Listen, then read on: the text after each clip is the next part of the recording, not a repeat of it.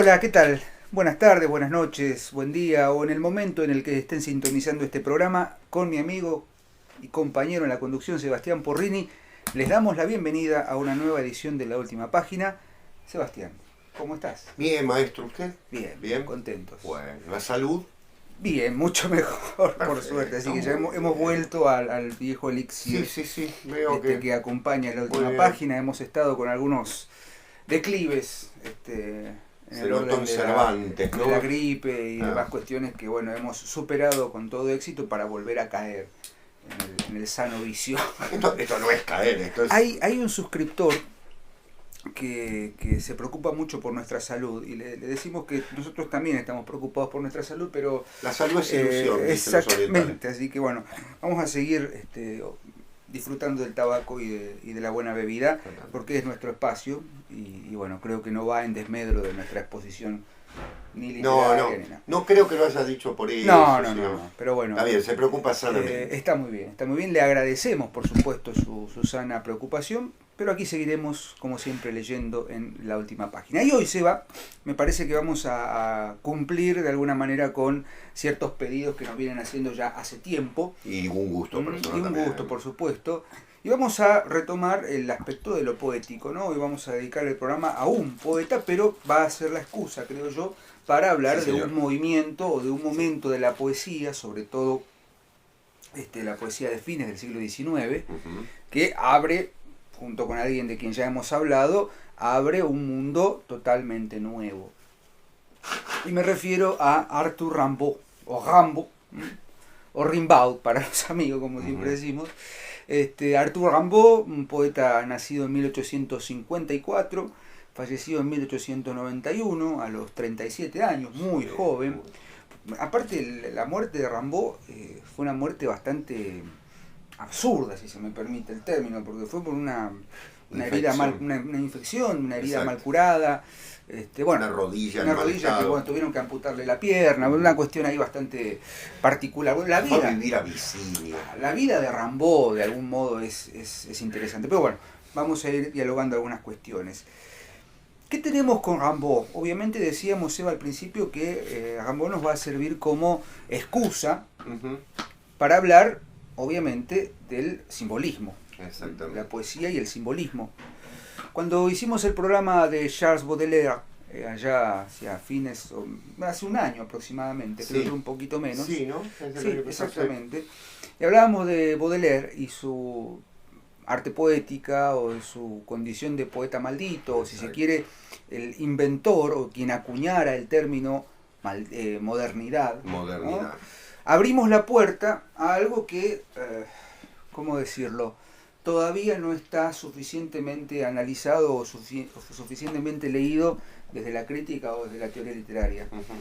La idea de pensar en un grupo de poetas que, merced al libro de Paul Verlaine, Los poetas malditos, ubica a Rimbaud dentro de estos poetas, es pensar el maldito como alguien que está fuera de la sociedad, digamos, el artista que es incomprendido y por eso es maldito. Pero en Rimbaud vamos a tener algo muy particular. Rimbaud ya desde muy joven, a los 15 años ya había logrado toda la formación necesaria, era un experto hablante de latín, podía componer ensayos en latín, en griego, había ganado varios certámenes. Imitar el estilo y escribir, básicamente. Sí. O sea, una vida dedicada a la literatura hasta cierto momento de su vida. 20 años, 21 años. Una cantidad enorme de problemas personales, de orden afectivo, bueno, la ambigüedad continua de Rimbaud, ¿no? Es un amorío con Verlaine, la historia con Verlaine, el famoso episodio de Bruselas, en el que por una discusión, bueno, Verlaine iban y venían, termina disparándole a Verlaine, a Rimbaud, Verlaine termina disparándole a Rimbaud, una cosa rarísima, pero en el medio de esa vorágine, de una vida tormentosa, una vida de ¿cómo decirlo?, ¿cómo es la palabra?, de trotamundos, que recorrió prácticamente toda Europa. En Rimbaud tenemos que pensar en uno de los primeros poetas, si se me permite el concepto, que configura una estética o configura un concepto de poeta que va a contramano de lo que se venía pensando en el momento, digamos. Estamos hablando de la segunda mitad del siglo XIX. Claro. Estamos hablando obviamente de Francia. Y estamos hablando de una enorme influencia de Baudelaire. Y estamos hablando del padrinazgo, entre comillas, de Mallarmé, de Verlaine, de Condelez, Mistral. ¿Cómo es Adam? Sí. Villard de l'Isle-Adam, digamos, una serie de... El Príncipe Villard de l'Isle-Adam. Bueno, mi francés es pésimo, así que Sebastián va a pronunciar los apellidos franceses. Pero digo, hay una configuración ahí de muchachos que están pensando la poesía. Y Rimbaud viene a plantear dos conceptos fundamentales.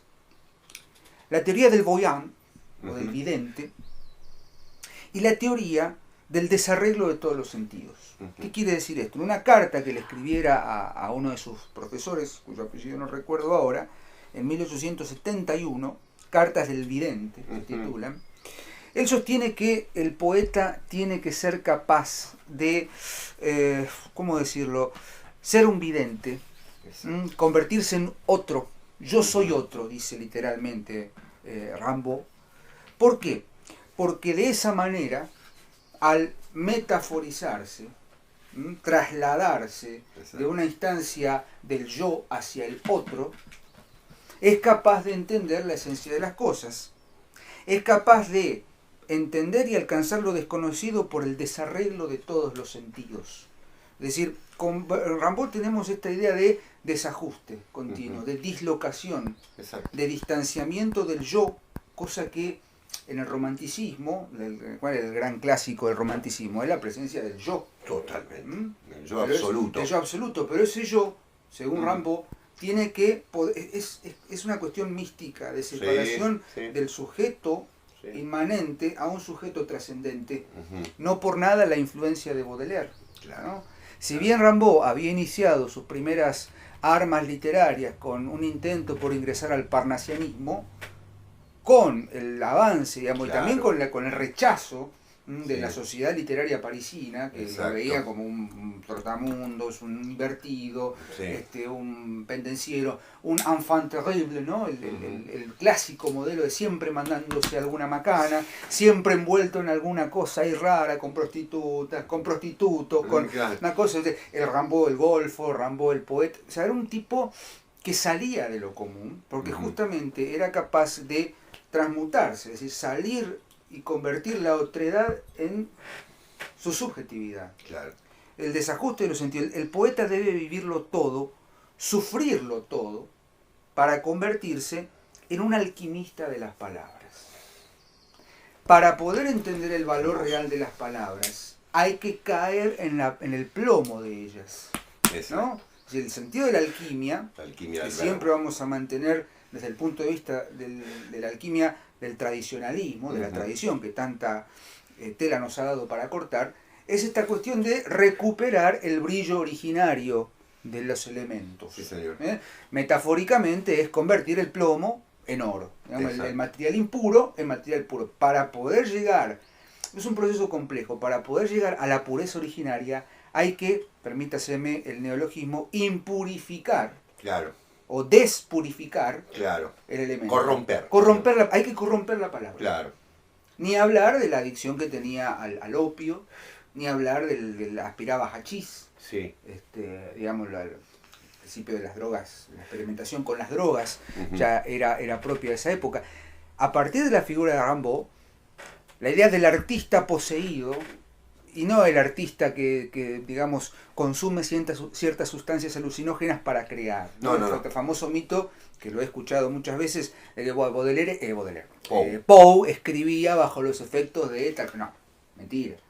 Eran artistas que trabajaban la palabra. Digamos, una sesión en el infierno, o una temporada en el infierno, que es el libro que vamos a tomar como base, se ha dicho que, no sé, que es escritura automática, que ha escrito bajo la influencia del hachís o del opio. No, señor. El trabajo que puso Rimbaud en la redacción y en la corrección del libro es de un artista, es de un artesano, es de un alquimista. Exactamente. O sea, eso es Rimbaud, en definitiva. Digamos que Una temporada en el infierno fue el único libro que él publicó por sí mismo. Exacto. Después tenemos, bueno, las iluminaciones y, bueno, las prosas que Verlaine le pidiera para publicar y demás, las cartas. Pero ya con un libro breve, yo tengo acá una edición bilingüe que son es solamente 8 textos, 8 partes, es un poema dividido en 8 partes. Esto es el libro, nada más. Pero aquí tenemos configurada, junto con Las flores del mal, la esencia de la modernidad y del simbolismo. Uh-huh. Simbolismo entendido como una traslación de los elementos hacia su estado no material. Claro.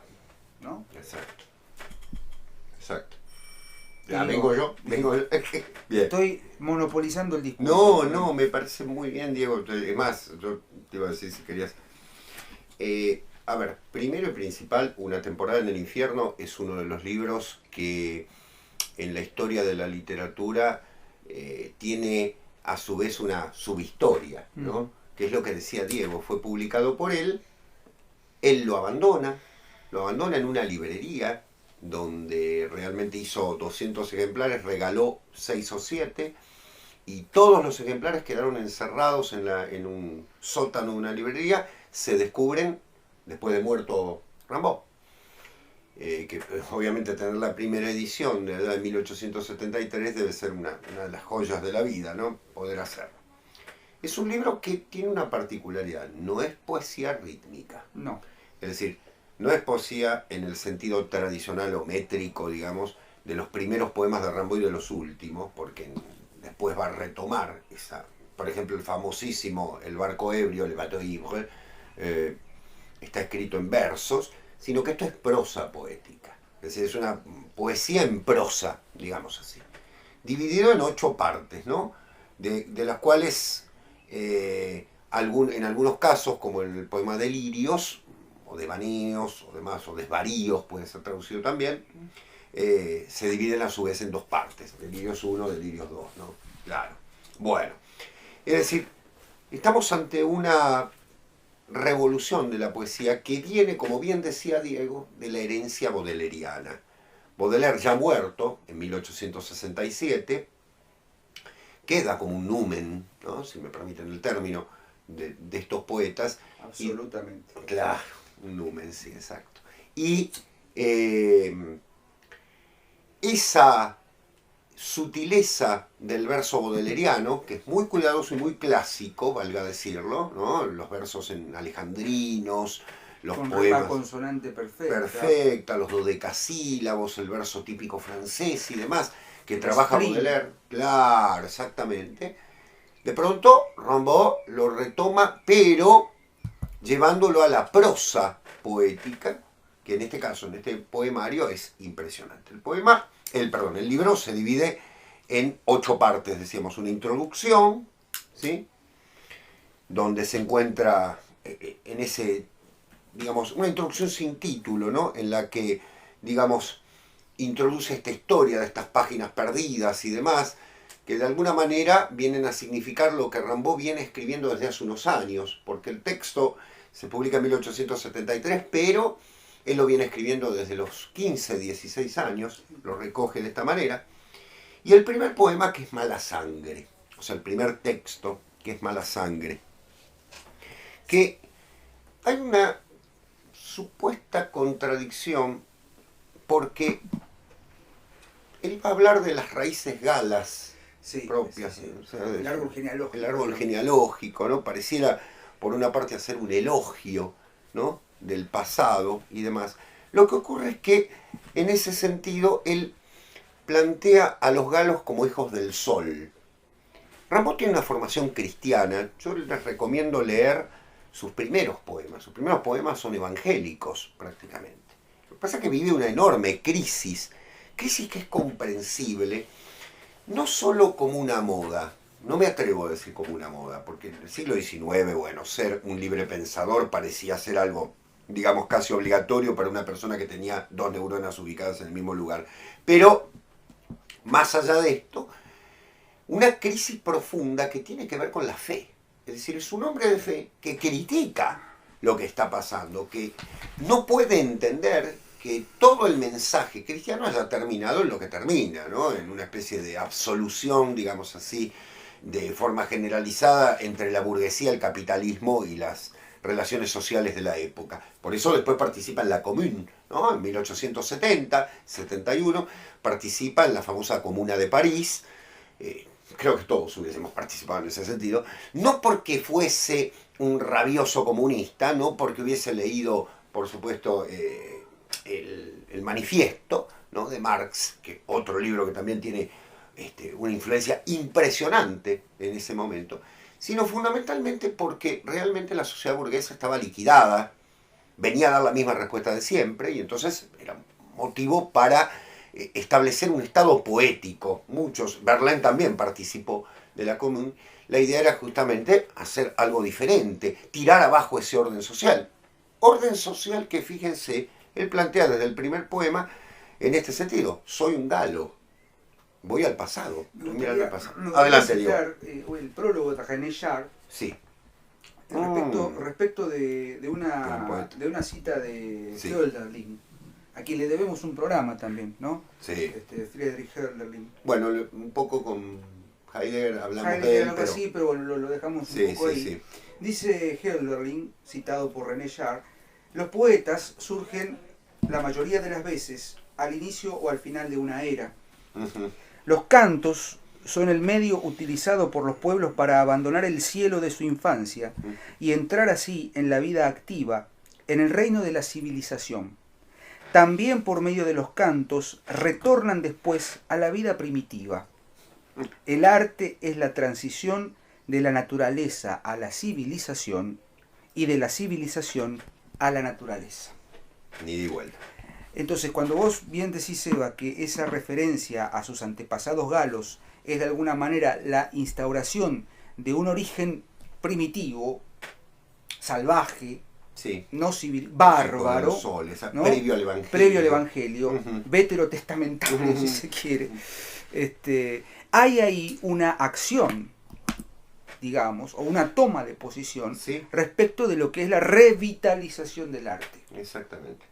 No por nada, y esto es tema de algo que estamos pergeneando con Sebastián aquí, respecto de un libro próximo a salir, que tiene que ver con la presencia de estos poetas que vienen a cerrar o que vienen a significar la otra punta de un arco que comienza en el otoño de la Edad Media, claro, digamos, en la diáspora, como dice Ángel Fareta.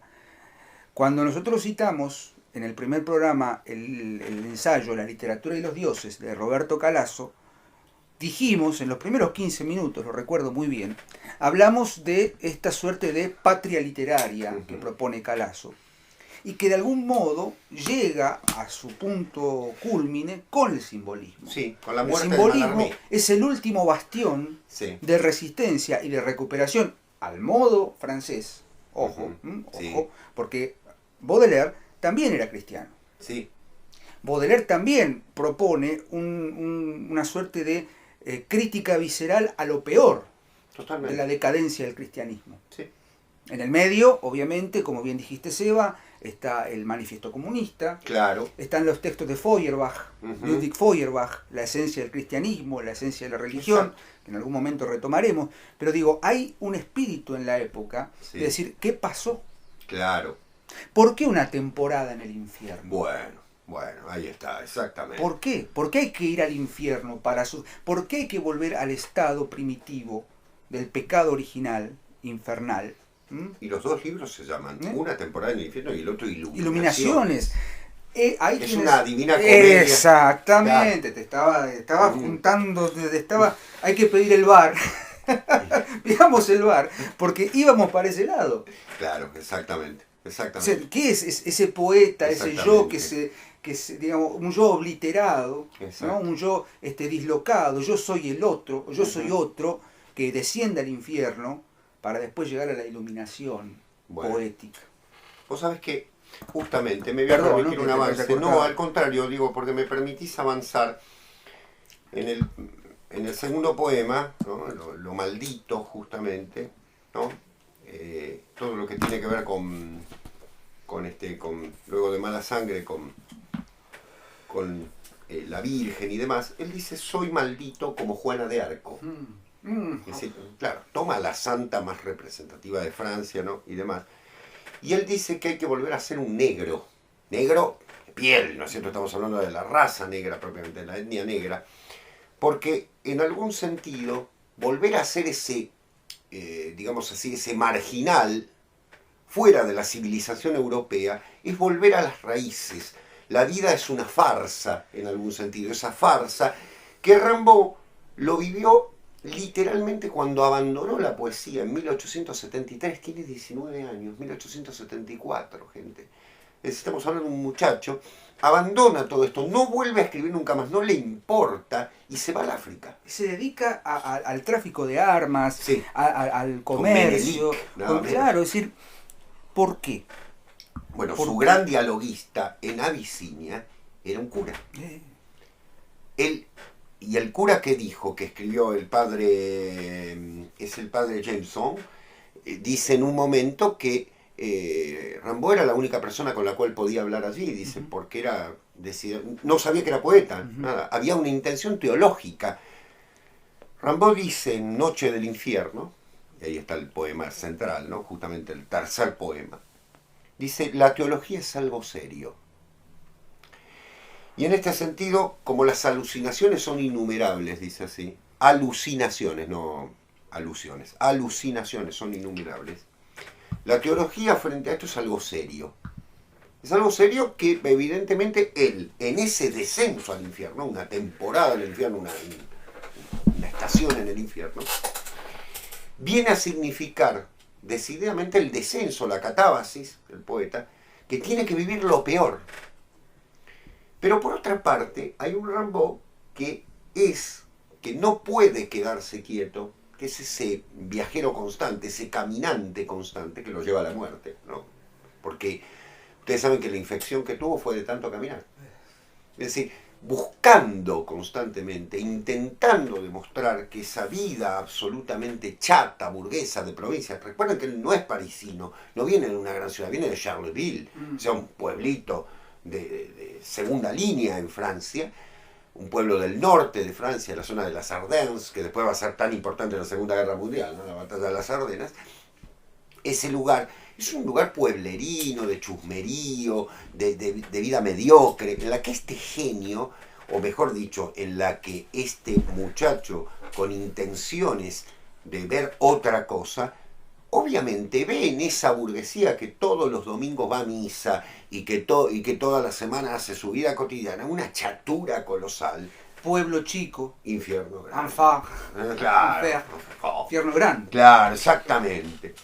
¿Qué es lo que lo lleva a una confesión? Los desvaríos, el desvarío 1, ¿sí? Es una confesión. Es una vigilia para intentar buscar justamente lo que él, con todo el dolor de ese mundo que verdaderamente se le presenta como un horror, tiene que enfrentar. Por eso, la subversión del orden, lo que decía Diego, ¿no? Hay que subvertir ese orden, ¿no? Ese orden que ha sido absolutamente subvertido de por sí por el falso cristianismo oficial, por la falsa sociedad capitalista, por el orden burgués, que de alguna manera representan lo opuesto, no de alguna manera, sino en totalidad representan lo opuesto de lo evangélico, y que Baudelaire, Rimbaud, Verlaine, todos estos hombres, con 2 dedos del cerebro realmente y mucho más, veían claramente. Es decir, si esto es el cristianismo, nosotros somos lo opuesto. ¿Qué hay opuesto a la religión? Lo negativo, lo maldito, por eso los malditos. No es que fueran gente que hicieran cultos satánicos, eran profundamente cristianos, pero tan profundamente que eran anticristianos, porque en algún sentido el cristianismo oficial era horroroso. En Desvaríos 2 aparece la frase la alquimia del verbo, que era lo que bien marcaba Diego en algún sentido. Y acá hay una frase que retoma Marguerite Yourcenar. En este poema aparece